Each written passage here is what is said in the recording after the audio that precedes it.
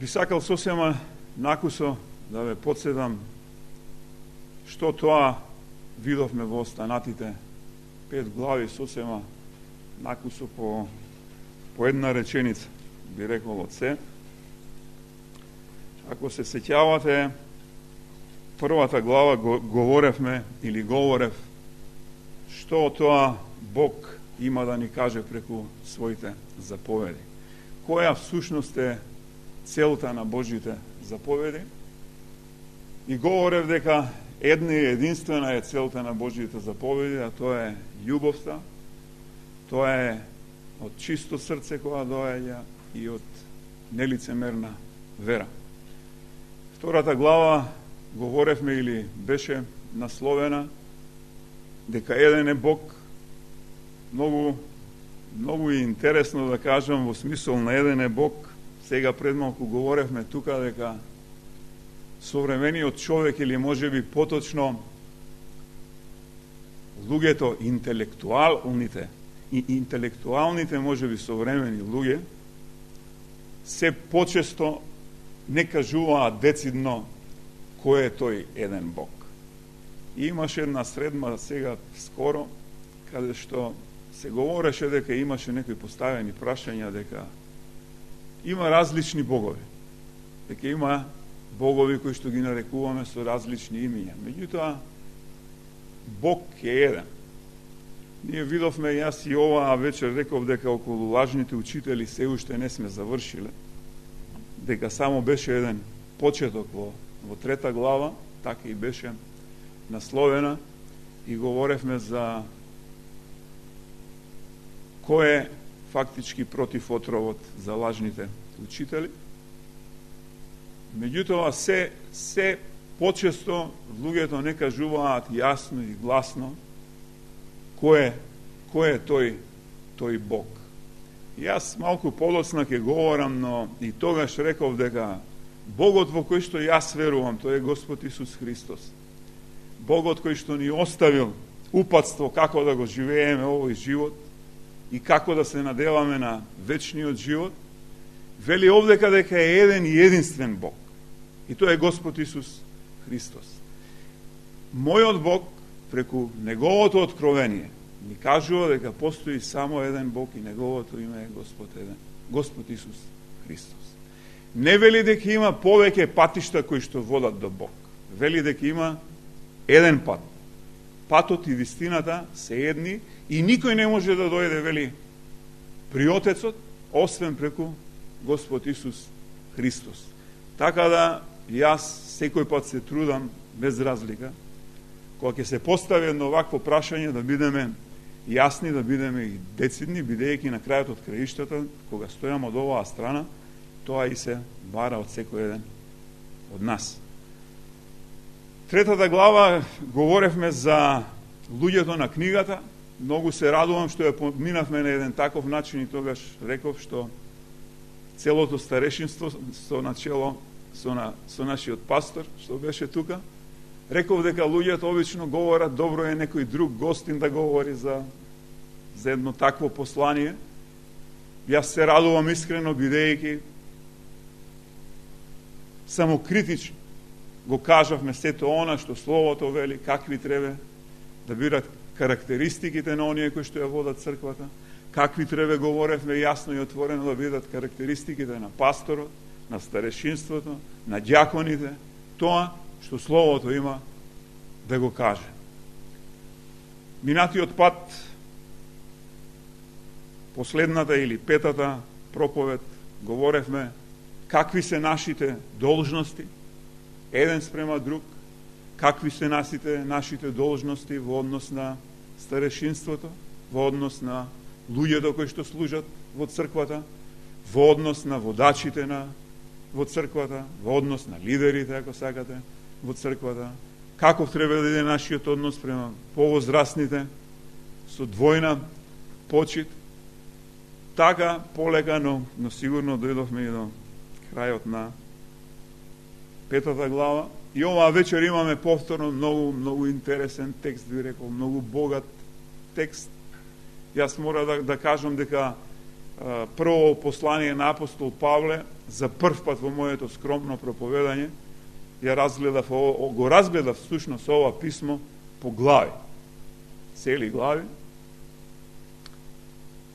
И овој текст, кога се разгледува така, е многу богат, има многу што да ни се каже, но сепак е поделен во три сегменти, или јас оваа вечер ќе ви го представам во три сегменти. Првите два стиха, како што прочита Борија, се говори за робовите и повторно нивниот однос, ќе видиме во два сегмента. Од 3 до 10 стих се говори повторно за лажните учители, и тоа лажните учители и нивната љубов кон материјалното и кон парите.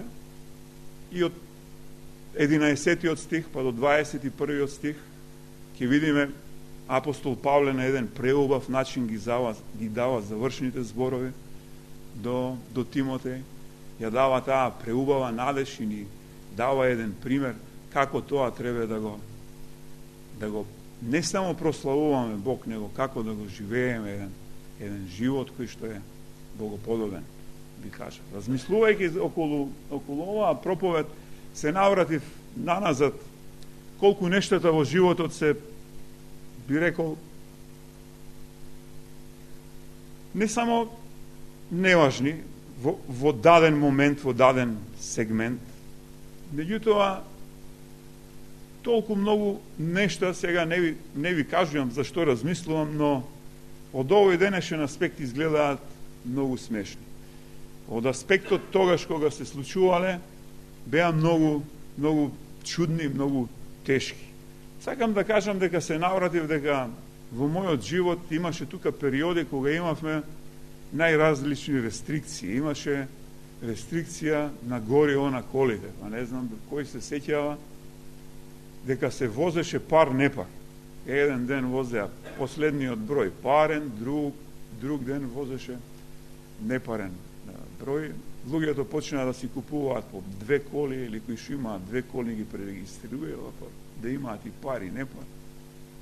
Интересното е што имавме еден период рестрикција од електрична енергија, на секој 2 часа, па по 4 часа, па нема електрична се купуваа свеќи, се палева, знам ми викаа обично кога снемува струја, снемува без најава, снемува одеднаш. И обично тогаш добро знаевме каде стои кибрид, каде стои свеќа, и викаа почекај полека додека се навикнат малку очите, за да може да се снајдеме. Вистината е дека така е дека треба малку време додека ни се навикнат очите кога ќе нема светло, меѓутоа сепак има некаква светлина. Не знам дали сте се нашли во ситуација каде што нема апсолутно никаква светлина. Значи нема прозор, не допира никаква надворешна светлина, дури да ја, нели, од месецот. Тоа се сеќавам во скривниците кај што живеевме, апсолутно нема никаква светлина. Колку и да останете да ви се навикнат очите, ништо не гледате во таа светлина, нема на што да ви се навикнат очите. Интересното е што една единствена свеќа која ќе запалите, фрла некаков сеај. Ако запалите по 2 свеќи, уште повеќе, многу повеќе се радувате. Меѓутоа, човек кој ќе живее и кој ќе знае што е светлина, колку и да палиме свеќи, се не сме задоволени со таа светлина. Ова го говорам како една аналогија, па со вечерашнава проповед. И вчера на машкиот час фативме на крајот еден надпревар фудбалски и си говориме со Мите и Викторио. Стадионот, не знам, може би грешам, 100.000 заклучивме дека собира и си викавме 100.000 луѓе да биде служба неделна во некоја црква. Па ја вака реално си реков, па даре джамбас кај нас 130 места секоја недела да биде црцка полна. Може да замислите колку тоа се свети и светилки во овој град, бидејќи овој град е во темнина. Вистината е таа. И многу малку луѓе сакаат, нели, да запалат една таква свеќа, И многу пати говориме зошто црквите ни се празни, зошто малку луѓе има. Еви и овде сега да ги изгасиме овие светла, да имаме секој по една свеќа, нема да имаме таква светлина за каква што говори Божјото Слово. И апостол Павле почнува и вели, тука се обраќа до робовите, и реков дека опфаќа два сегмента или два вида на робови. Едни робови вели, вие кои што сте робови, кај вашите господари кои што се неверни. И вториот сегмент говори за робови, каде што нивните господари се нивни браќа од друга страна или се верни луѓе. И им вели многу кусо, многу јасно, многу децидно. Вие кои што сте робови и работите кај оние кои што се неверни господари. Вие треба секој пат да им оддавате една достојна почит во секој еден сегмент. И продолжува вели, а пак оние да не мислат дека нивните господари кои што се верни луѓе, тие се нивни браќа на вистина. Меѓутоа и тие имаат голема, им вели да имате една голема усрдност кон нив. Уште повеќе да го работите сето. Не случајно апостол Павле, пак ќе ве подсетам, не го заборавајте контекстот во кој што го говори сето ова. Ќе ве подсетам дека Ефес е еден од главните центри во тоа време. Робовите се многу природен начин. Робовите се многу природна појава во моментот кога пишува апостол Павле.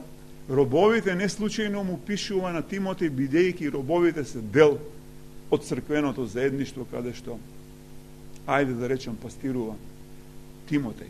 И затоа ги поучува, вели, како треба да се однесуваат тие робови. Немој да заборавите дека на пазарот на робови во тоа време верните луѓе секој пат имале повисока цена од останатите робови. Секој пат. И не случајно луѓето кога купувале робови давале повисока цена ако знаеле дека се верни луѓе.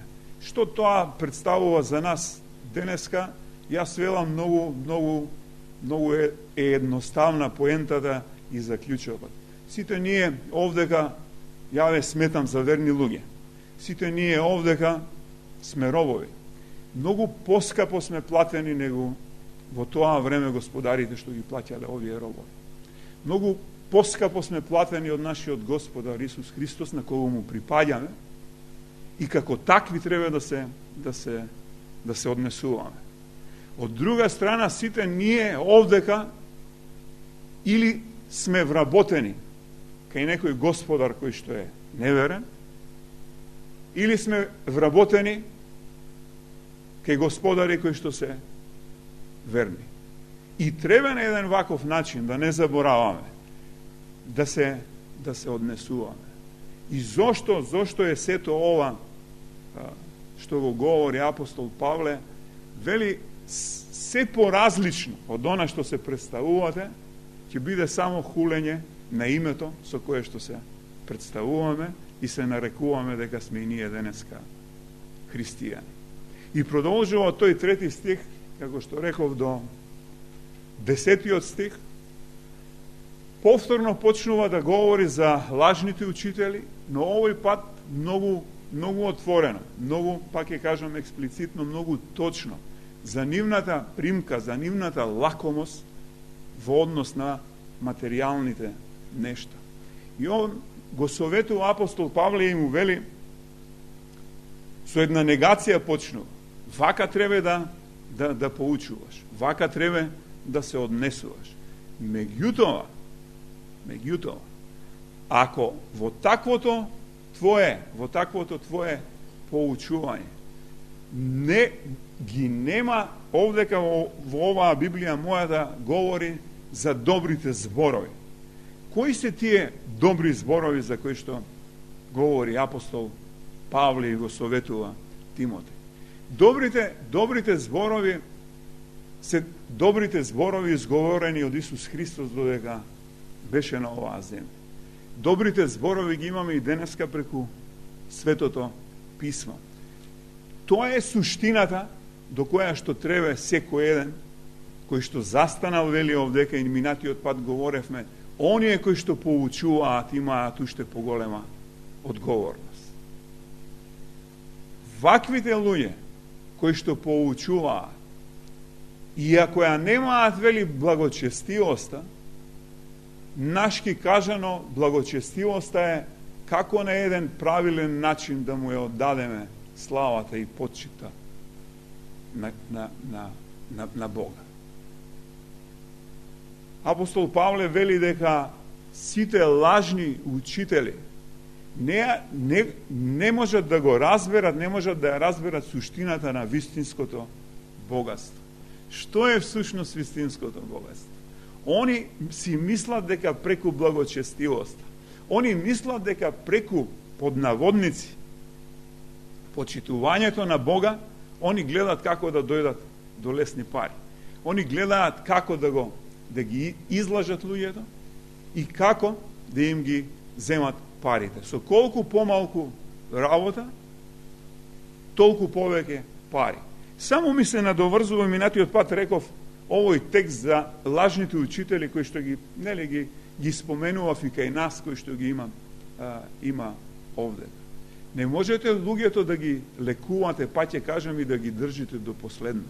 Салата ќе ја наполните вие овде, како пуштиме еден оглас сега дека оваа црква лекува секоја неделна служба, и тоа да го правите од кога ќе заврши службата, на крајот од службата. Ќе ја наполните салата. Ако тие што не сте ги излекували им кажете дека каде на определено место може да ги лекувате за определен надомест.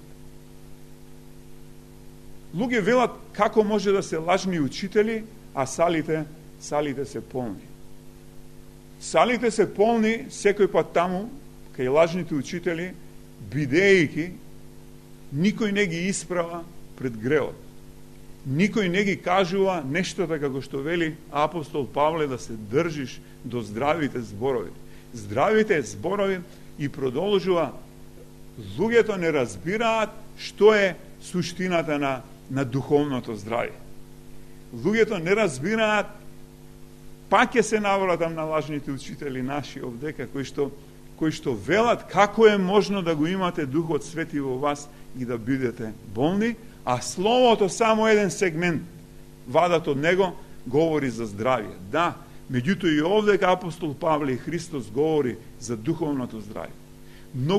Многу поважно, многу поценато, тоа е суштината на вистинското богатство, да сите ние осознаеме преку благочестивоста, за да имаме едно вистинско духовно здравје. Да бидеме, многу е поважно да бидеме духовно здрави како битија, отколку да бидеме телесно здрави.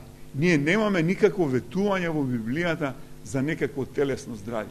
Меѓутоа, богатството на верниот човек, богатството за кое што говори апостол Павле, овдека говори за благочестивоста, тој што е осознал благочестивоста, тој што осознал да го почитува Бога, на кој начин? Да ги почитува неговите заповеди, да ја исполнува неговата волја и неговата цел. Тоа е духовно здравје. Тоа е, апостол Павле вели, двојна придобивка. Бидејќи ќе се чувствувате, не ќе се чувствувате, грешка, бидејќи во овој живот ќе бидете духовно здрави и инвестирате за вечниот живот, каде што ќе бидете сигурни. Нема споредба, вели апостол Павле, меѓу лажните учители, кои што ќе си ја изгубат душата и кои што влагаат во разни расправи, кои што може да ја видите кај нив љубомората, кои што може да ги видите како се караат. Зашто? За материјалните средства. Нема споредба во однос, вели, на духовното здравје и на благочестивоста. Па вика секој еден кој што осознал, може ли да каже што е поважно? Дали да се надеваме на материјалните нешта? кои не се постојани и ни создаваат само грижи, или да се надеваме на едно духовно здравје, кое што е инвестиција за вечност. Многу можам да ви кажам дека од сите направени испитувања, со сигурност не може да се чувствувате здраво, не можете да се чувствувате среќно во материјалните нешта. Тоа го докажуваат луѓе кои што и имаат и имале богатство. Да не бидам погрешно разбран, нема ништо лошо. Има многу верни луѓе кои што се богати. Разликата е овдека апостол Павле малку подоцна продолжува и говори за среброљубието. Среброљубието е разлика дали ги сакате парите, дали сте љубител на самите материјални нешта. Или ги употребувате како средство и помагате и за Христовото дело, помагате за развивање и за се на оваа земја. Бидејќи велат, како и овдека што вели, луѓето кои што имаат желба да се збогатат, имаат една и единствена мака. Нивната мака е како да дојдат до богатство. Кога луѓето ќе се збогатат, маките немаат крај.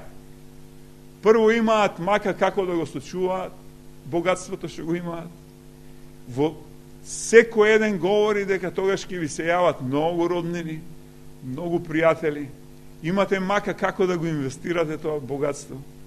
Имате мака како сето тоа богатство да го распределите на некој правилен начин. И таквите маки, апостол Павле вели, не само еден, ние ќе видиме во 2 Тимотеј, ќе видиме во Тит, ги одделува луѓето од црква. Кога сме говореле и сега како поголема црква во Бугарија, во Софија, за благовест, па и тука, многу луѓе, многу богати луѓе, кои сега се богати, ги нема по црквите. Беа во црквите кога беше тешко. Ја имам една тетрадка, сум ја зборел за овде, за нас, меѓу нас, кои за што се молел. И кај нас има луѓе кои што ги нема веќе во црквата. Меѓутоа, кога биле загрижени дали за нивното здравје, први, како и секој пат. Кога биле загрижени за материјални работи, први тука. Кога биле загрижени за некакво вработување, први биле тука. Јас би рекол за едни банални нешта, а камоли апостол Павле вели уште тогаш за богатството. Па вели кој од нас што донел на овој свет? Кој од нас со што дошол на овој свет за да може да го сочува и да замине? Со единственото нешто кој што треба да се радуваме, како луѓе кои што го познаваат Христос, апостол Павле вели дека треба да се радуваме ако имаме храна и ако имаме облек. Нема по-голема радост, нема по-голема исполнетост од сознанието за благочестивост. Од сознанието да знам дека можам на еден вистински, правилен начин да ги исполнувам волјата и целите на мојот Создател. И ако се вратиме на првата глава, какви се заповедите? Со љубов од чисто срце и нелицемерна вера? Нема пари со која може да ја платите благочестивост. Не постои сума. Нема вредност со која што може да се плати. А ние 3 пати застануваме или 3 пати ќе бидеме во состојба да бидеме со празни раци. Словото вели дека секој еден од нас кога дошол на овој свет, нашето раѓање со празни раци. Нашето заминување, нашата смрт ќе биде со празни раци. И третиот сегмент е кога ќе застанеме пред Христос, повторно ќе бидеме со празни раци. Големиот Александар Велики велел, не знаејќи како ќе му заврши животот, кога ќе го закопаат, заповедал на неговите, ништо да не ставаат врз неговите раци. Да можат да видат сите блиски и сите кои ако има таква можност да го погребуваат, дека еден таков голем војсководец, еден таков голем освојувач, дека заминува од овој свет со празни раци, дека апсолутно ништо нема во своите раци. Ете, тоа говори апостол Павле. И во третиот сегмент од 12-тиот, 11-тиот стих до 21-тиот го советува Тимотеј и му вели Божи човече, така му се обраќа. Божи човек, или во контекстот во кој што говори, се обраќале на луѓе кои што биле пророци. Луѓе кои што пророкувале. Ја не знам дали Тимотеј имал такви пророчки дарови. Меѓутоа, не случајно му се обраќа така и го советува на што да внимава. Што е суштината на поучувањето? Ти ако веќе си се определил да поучуваш вака од Божјото Слово и да пазиш вели низ цело време да се држиш цврсто за спасението. И зошто, продолжува апостол Павле, вели заповед ти дава, да го сметаш ова како заповед и повторно не заборавајте што представуваат Божите заповеди. Не случајно апостол Павле му се обраќа вака на Тимотеј. Пред кого го заветува, еден вид како завет му вели. Пред Бога, пред кој Бог повторно, како што реков пред малку, многу ми е чудно кога луѓето говорат општо за некакви богови. Навистина ми е чудно. Не можам да прифатам едно такво изјаснување. Не конкретно, не определено. Овде апостол Павле толку отворено говори. И ми дава просто текстот кога се чита радост, вели Бог, ја не знам како е во други Библии, но во оригиналниот текст вели Бог во Богот кој што дава живот, овде кај е животворен. Во тој Бог ти говори. Значи, повторно е за Богот, за мојот Бог, за нашиот Бог. Се радувам што говорам, бидејќи тој е единствениот кој што го дава живот. Нема друг Бог на оваа земја кој што дава живот и пред Исуса Христа вели. И продолжува, кулминацијата стигнува до таму што вели дека тој Бог кој што ни дава нас на секој еден живот, значи да ги пази заповедите, поради што? Поради која заповед? Поради Богот кој што дава живот. Богот кој што е безсмртен. Овие атрибути не можете да ги најдете. Јас, дали беше минатата година или поминатата, за Великден говор. Од сите богови, гробовите се полни, луѓето одат таму да им се поклонуваат. За нашиот Бог гробот е празен. Тој е единствениот и не само тоа, него продолжува и вели. Интересното, знаете што е? Што Бог, ќе речеме дека ангелите имаат безсмртни тела.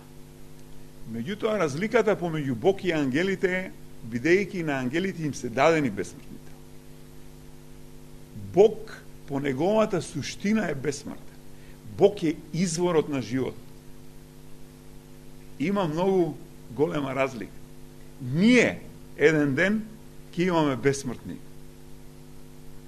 тела. И до кога сето ова апостол Павле му вели на Тимотеј да го пази и да се држи цврсто? Идејата е да не се испуштаме од Словото Божјо. ова е здравието кое што го добиваме на духовен план. Само така можеме да бидеме духовно здрави. Се вели до тогаш, до кога? До второто доваѓање. И овдека во 12 стих е употребен кога говори и вели ќе дојде царот над царевите и господар над господари. Преубава фраза. Јас ја употребив за наслов на моја вечерашна беседа. Царот над царевите. Господ Исус Христос и кога беше на оваа земја не го прифатива како цар. И тоа си стои до денеска. Кога ќе дојде и до кога да го пази ова апостол Павле, вели до денот на неговото доаѓање. Кога ќе биде тоа? Тогаш кога ќе биде. Да бдееме, наше и вчера говоревме, да се усовршуваме. Не можеме да кажеме дека сме поверувале во Господ Исус Христос. Не можеме да кажеме дека одиме редовно на црква и имаме некакви служена, да пропуштиме главниот сегмент да се поучуваме од Словото Божие. Основното кој што и овдека му вели апостол Павле, основното и Христос што вели, да се држиме до Словото Божие, да го изучуваме Божиото Слово, од многу причини, за да имаме едно духовно здравје, сега, во овој живот, да имаме една сигурна и здрава надеж за еднината, да можеме да бидеме оспособени утре за Божиото царство. Не секој, не може никој да се пофали со вакви атрибути.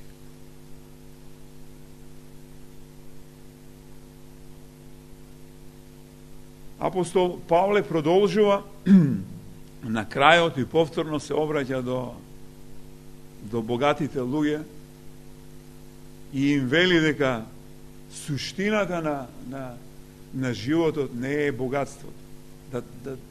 Да се тргнат од такви идеи, да се тргнат од такви лакоми помисли, за да се збогатуваат и да гледаат на материјално. Не можеме ние, пак ќе кажам, не можеме никако да ги споредиме овие две нешта. Не можеме никако да споредиме овие атрибути за овој Бог во кого верувам дека сите ние веруваме. Оној кој што е бесмртен, ќе повторам бидејќи он е изворот на живот. Овдека вели да ги пази, зошто? Бидејќи он го дава живот. И луѓето кога ќе дојдат вториот пат, второто доваѓање на Исус Христос, пред да отпочне Царството Небесно, кога и да дојде, колку и да имало и од денешен ден безброј цареви и царства, сите ќе се поклонат и ќе разберат кој е царот над царевите во историјата на човештвото. Сите ќе се поклонат и ќе разберат кој е господарот над господарите тогаш во тој момент. Идејата е што на крајот апостол Павле вели до Тимотеј дека нема ништо повредно. Го советува, како ние ќе видиме и во второ Тимотеј, го советува со една навистина искрена љубов.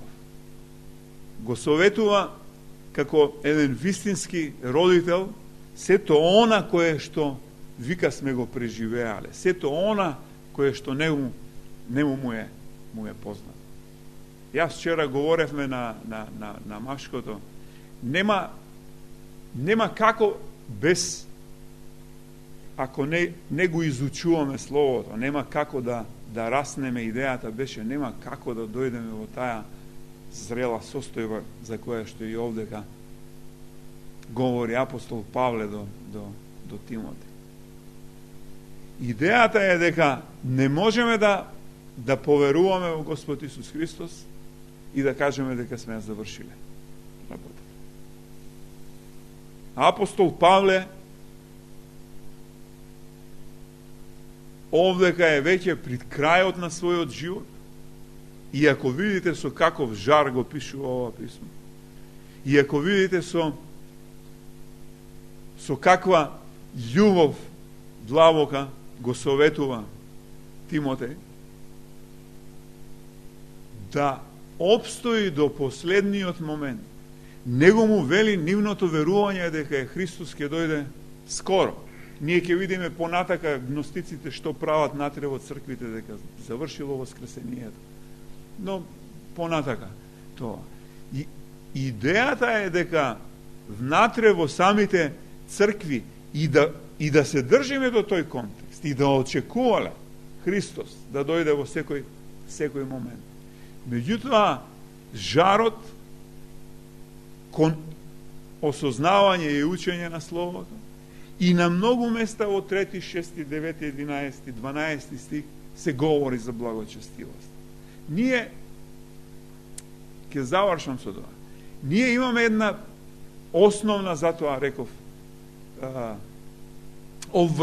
обврзани сме, пак и кажем, бидејќи сме во заветни односи со Бог. Секој сам, лично, не на сила, се обврзал со такво нешто.